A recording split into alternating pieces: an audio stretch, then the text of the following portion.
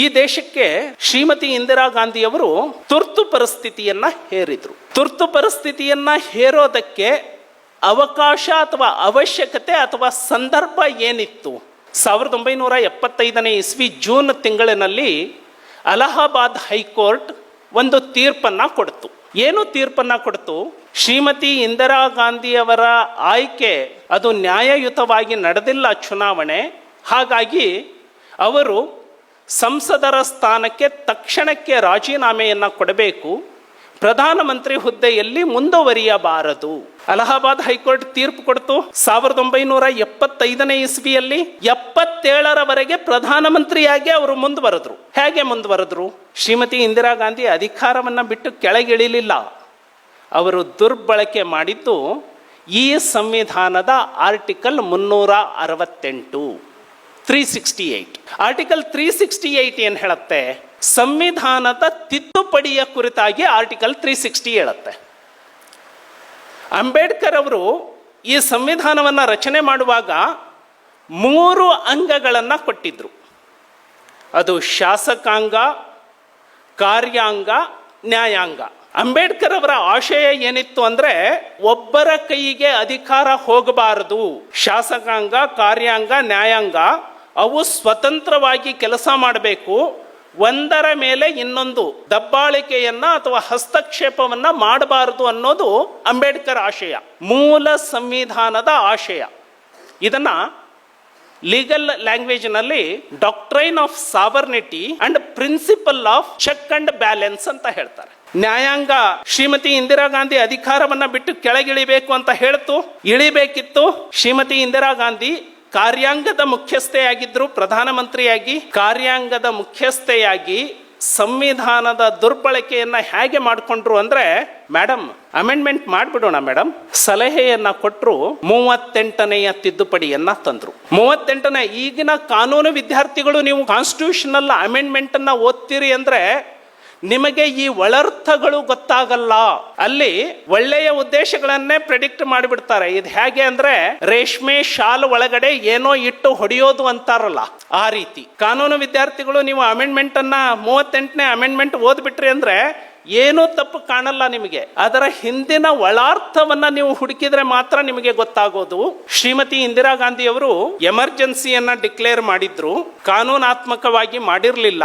ಆ ಹೆಣ್ಣುಮಗಳಿಗೆ ಆತಂಕ ಇತ್ತು. ನಾನು ಎಮರ್ಜೆನ್ಸಿಯನ್ನ ಡಿಕ್ಲೇರ್ ಮಾಡಿದ್ದೀನಿ, ಒಂದು ವೇಳೆ ಕೋರ್ಟ್ ಸ್ಟೇ ಕೊಟ್ಟು ಬಿಟ್ರೆ, ಸ್ಟೇ ಕೊಡಬಾರ್ದು ಅಲ್ವಾ? ಅವಾಗ ಸಲಹೆ ಕೊಟ್ಟಿದ್ದು, ಮೇಡಮ್ ಒಂದು ಅಮೆಂಡ್ಮೆಂಟ್ ಮಾಡಿಬಿಡೋಣ.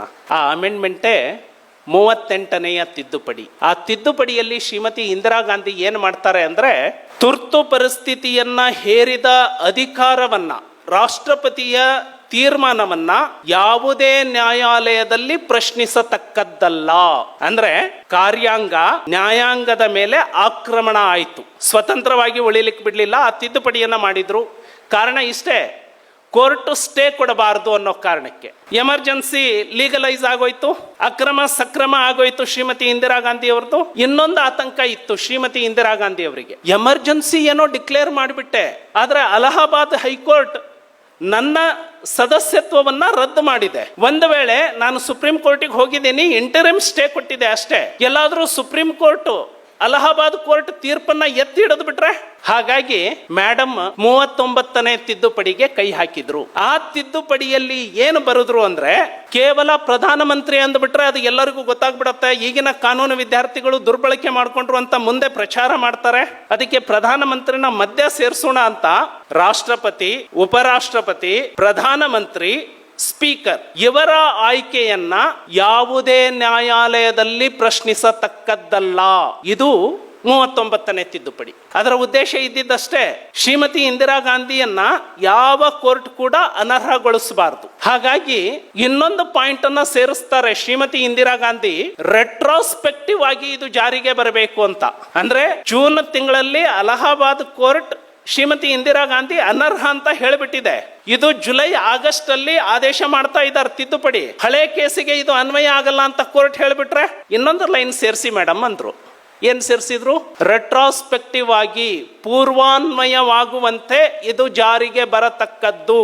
ಅಂದ್ರೆ ಪ್ರಧಾನಮಂತ್ರಿಯ ಮೇಲೆ ಕೇಸ್ ಹಿಂದೆ ಎಷ್ಟೇ ಇರಲಿ, ಅವೆಲ್ಲವೂ ಕೂಡ ನಲ್ಲಿಫೈ ಆಗಿಬಿಟ್ವು. ಇದು 39ನೇ ತಿದ್ದುಪಡಿ. ಡಾಕ್ಟರ್ ಬಾಬಾ ಸಾಹೇಬ್ ಅಂಬೇಡ್ಕರ್ ಅವರು ಸಂವಿಧಾನವನ್ನ ಕೊಟ್ಟಾಗ ಒಬ್ಬ ಪತ್ರಕರ್ತ ಪ್ರಶ್ನೆಯನ್ನ ಕೇಳ್ತಾರೆ, ಇಷ್ಟೆಲ್ಲ ದೊಡ್ಡ ಸಂವಿಧಾನವನ್ನ ಕೊಟ್ಟಿದ್ದೀರಿ, ನಿಮಗೆ ಬಹಳ ಇಷ್ಟ ಆದ ಆರ್ಟಿಕಲ್ ನಿಮಗೆ ಯಾವುದು ಅಂತ. ಅಂಬೇಡ್ಕರ್ ಉತ್ತರವನ್ನ ಕೊಡ್ತಾ ಹೇಳ್ತಾರೆ, ಈ ದೇಶದಲ್ಲಿ ಇಷ್ಟೊಂದು ವಿಭಿನ್ನ ಜಾತಿ ಇದೆ, ವಿಭಿನ್ನ ಪದ್ಧತಿ ಇದೆ, ಆದರೆ ಬಡತನ ಶ್ರೀಮಂತಿಕೆ ಅನ್ನೋ ವ್ಯತ್ಯಾಸ ಇದೆ. ಆದರೆ ಪ್ರತಿಯೊಬ್ಬನಿಗೂ ಅವನು ಕೂಲಿ ಮಾಡುವಂತಹ ವ್ಯಕ್ತಿನೇ ಆಗಲಿ ಸುಪ್ರೀಂ ಕೋರ್ಟಿಗೆ ನೇರವಾಗಿ ತನ್ನ ಹಕ್ಕುಗಳನ್ನು ಪ್ರಶ್ನೆ ಮಾಡಲಿಕ್ಕೆ ಅಧಿಕಾರವನ್ನ ಕೊಟ್ಟಿದ್ದೀನಿ. ಅದು ನಾನು ಪ್ರತಿಯೊಬ್ಬ ನಾಗರಿಕನಿಗೆ ಕೊಟ್ಟಿರುವ ಹಕ್ಕು ಅಂತ ಹೇಳಿ ಅಂಬೇಡ್ಕರ್ ಅವರು ಹೇಳ್ತಾರೆ. ಎಮರ್ಜೆನ್ಸಿ ತಂದ್ರಿ, ಅವರ ಅಕ್ರಮವನ್ನು ಸಕ್ರಮ ಮಾಡ್ಕೊಂಡು ಬಿಟ್ರಿ, ಜುಡಿಷಿಯಲ್ ಪವರನ್ನು ಕಿತ್ಕೊಂಡ್ರಿ. ಆದರೆ ಒಂದು ವೇಳೆ ಫಂಡಮೆಂಟಲ್ ರೈಟ್ ಎಮರ್ಜೆನ್ಸಿಯಲ್ಲಿ ಎಲ್ಲರನ್ನೂ ಅರೆಸ್ಟ್ ಮಾಡಿದ್ರು, ಲಕ್ಷಾಂತರ ಜನರನ್ನು. ಈ ಎಮರ್ಜೆನ್ಸಿಯಲ್ಲಿ ಅರೆಸ್ಟ್ ಮಾಡಿದವರು ಮೂಲಭೂತ ಹಕ್ಕು ಪ್ರಶ್ನೆ ಮಾಡಿ ಯಾರಾದರೂ ಕೋರ್ಟಿಗೆ ಹೋಗ್ಬಿಟ್ರೆ, ಹಾಗಾಗಿ ಇನ್ನೊಂದು ಲೈನ್ ಸೇರಿಸ್ಕೊಂಡ್ರು, ಎಮರ್ಜೆನ್ಸಿ ಟೈಮಲ್ಲಿ ಮೂಲಭೂತ ಹಕ್ಕುಗಳನ್ನು ಸಸ್ಪೆಂಡ್ ಮಾಡ್ತವೆ, ಯಾರೂ ಕೂಡ ಮೂಲಭೂತ ಹಕ್ಕಿಗಾಗಿ ಕೋರ್ಟಿಗೆ ಹೋಗಬಾರ್ದು. ಯಾವುದಕ್ಕಾಗಿ ಈ ದೇಶ ರಕ್ತ ಹರಿಸಿತ್ತು, ಆ ಸ್ವಾತಂತ್ರ್ಯ ಲಿಟ್ರಲಿ ಮತ್ತೊಂದು ಬಾರಿ ಕಳ್ಕೊಂಡಿದ್ವಿ ನಾವು. ಇವತ್ತು ಭಾಳ ಬುದ್ಧಿಜೀವಿ ಅಂದ್ಕೊಳ್ಳುವಂಥವ್ರು, ಮುಖ್ಯಮಂತ್ರಿ ಸ್ಥಾನದಲ್ಲಿ ಇರುವಂಥವರು ಒಂದೊಂದು ಪದಗಳನ್ನು ಬಳಸ್ತಾರೆ. RSSನವರೇನು ಸ್ವಾತಂತ್ರ್ಯ ಹೋರಾಟಗಾರರೇನ್ರಿ ಅಂತ.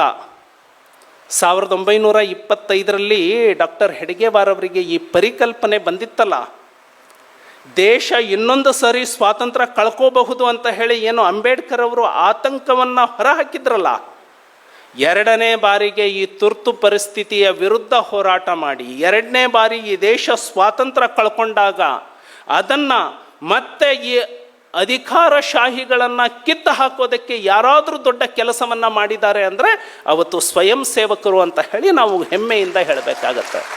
ಅಂದರೆ ಈ ದೇಶ 2ನೇ ಸರಿ ಸ್ವಾತಂತ್ರ್ಯ ಕಳ್ಕೊಂಡಾಗ ಸ್ವಾತಂತ್ರ್ಯ ಹೋರಾಟಕ್ಕೆ ಮಾಡಿದವರು RSS ಅಂತ ಹೇಳಿ ಪ್ರಶ್ನೆ ಕೇಳುವಂತಹ ಸಂವಿಧಾನ ಹುದ್ದೆಯಲ್ಲಿರುವಂತಹ ಎಲ್ಲ ವ್ಯಕ್ತಿಗಳಿಗೂ ಹೇಳ್ತವೆ. ಬಂಧುಗಳೇ, ಹಾಗಿದ್ರೆ ನೆಕ್ಸ್ಟ್ ಏನಾಯಿತು? ಏನು ಎಮರ್ಜೆನ್ಸಿ ಸಂದರ್ಭದಲ್ಲಿ ಈ ತಿದ್ದುಪಡಿಗಳನ್ನು ಮಾಡಿದ್ರಲ್ಲ, ನೆಕ್ಸ್ಟು ಇಂದಿರಾ ಗಾಂಧಿ ಸರ್ಕಾರ ಪತನ ಆಯಿತು.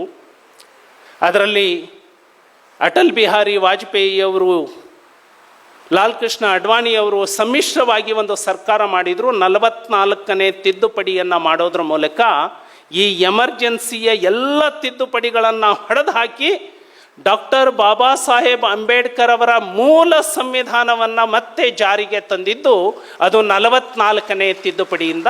ಹಾಗಾಗಿ ಇವತ್ತು ನಿಮ್ಮ ಮುಂದೆ ಇರುವಂತಹ ಸಂವಿಧಾನ ಸುಭದ್ರವಾಗಿದೆ. ಆ ಸಂವಿಧಾನವನ್ನು ಯಾರು ಬದಲಾಯಿಸಿದ್ರು, ಇವತ್ತೇನು ರಾಹುಲ್ ಗಾಂಧಿಯವರು ಕೈಯಲ್ಲಿ ಪ್ರತಿಯನ್ನು ಹಿಡ್ಕೊಂಡು ಭಾಷಣ ಮಾಡ್ತಾರಲ್ಲ ಸಂವಿಧಾನದ ಬಗ್ಗೆ, ಅದೇ ಪ್ರತಿಯಲ್ಲಿ ಇದೆ. ನಾವೆಲ್ಲರೂ ಪ್ರಶ್ನೆ ಕೇಳಬೇಕಾಗಿದೆ, 38ನೇ ತಿದ್ದುಪಡಿಯನ್ನು ನಿನ್ನ ಕೈಯಲ್ಲಿರೋ ಕಾಪಿಯಲ್ಲೇ ಓದಪ್ಪ, 39ನೇ ತಿದ್ದುಪಡಿಯನ್ನು ನಿನ್ನ ಕೈಯಲ್ಲಿರೋ ಕಾಪಿಯಲ್ಲೇ ನೀನು ಓದು, ಆ ನಂತರ ಈ ದೇಶದ ಜನತೆಗೆ ಮಾತನಾಡು ಯಾರು ಸಂವಿಧಾನವನ್ನು ಎತ್ತಿದ್ರು ಅಂತ. ಹಾಗಾಗಿ ಸಂವಿಧಾನವನ್ನು ಬದಲಿಸಿದ್ದು ಯಾರು ಅನ್ನುವಂತಹ ಪುಸ್ತಕ ಸತ್ಯದ ಅರಿವು ನಮಗೆ ತೋರಿಸುತ್ತೆ. ಈ ಪುಸ್ತಕವನ್ನು ಒಂದು ಸಾರಿ ಕಾದಂಬರಿ ಓದಿದ ರೀತಿ ಓದಬೇಡಿ, ಅಧ್ಯಯನ ಶಾಸ್ತ್ರದ ರೀತಿ ಈ ಪುಸ್ತಕವನ್ನು ನೀವು ಓದಿದಾಗ ಮಾತ್ರ ಭಾರತವನ್ನು ಸಂಪೂರ್ಣವಾಗಿ ಅರ್ಥ ಮಾಡಿಕೊಳ್ಳಿಕ್ಕೆ ಸಾಧ್ಯ ಆಗುತ್ತೆ. ಅಂತಹ ಪುಸ್ತಕವನ್ನು ಇವತ್ತು ಪರಿಚಯ ಮಾಡಿ ನಿಮ್ಮ ಕೈಗೆ ಸಮರ್ಪಣೆ ಮಾಡ್ತಾ ಇದ್ದೇವೆ. ಈ ಪುಸ್ತಕವನ್ನು ಓದಿ, ಈ ಪುಸ್ತಕವನ್ನು ಮುಂದಿನ ತಲೆಮಾರಿಗೆ ಹಸ್ತಾಂತರಿಸಿ ಹೋಗುವ ಜವಾಬ್ದಾರಿಯನ್ನು ನಾವು ನೀವು ತೆಗೆದುಕೊಳ್ಳೋಣ ಅಂತ ಹೇಳ್ತಾ ನನ್ನ ಮಾತನ್ನು ಮುಗಿಸ್ತಾನೆ. ಎಲ್ಲರಿಗೂ ನಮಸ್ಕಾರ.